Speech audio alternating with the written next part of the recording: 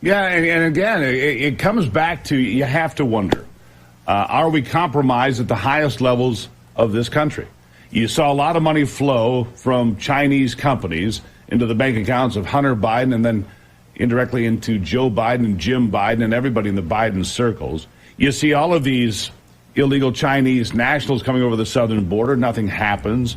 You see these biolabs in places like California. Nothing happens. You see these battery plants being built in Michigan and Kentucky and so forth. Nothing happens. Are we compromised? I mean, you have to ask at some point, Isla, are we compromised? Because anybody can see this. The head of the Five Eyes can all see it. And for me, I'm thankful that somebody's finally standing up there and saying what I have said for years, which is the Chinese Communist Party is the single biggest threat to America and the world every single day, and it grows every single day, doesn't it?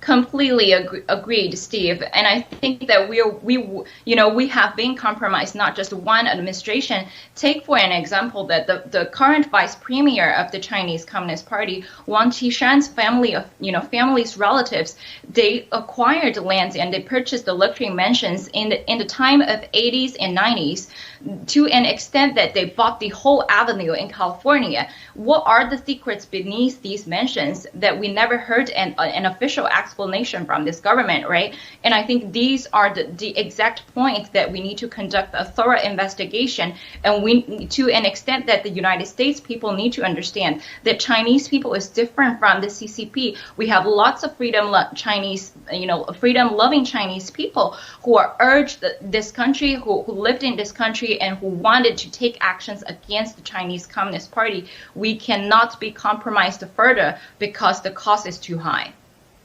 Yeah, so what do we do? We've got about a minute left here, Isla. I think it's good. I think it's really good that we're finally getting some people that are waking up. The mental thaw is happening. People are looking around going, wait a second.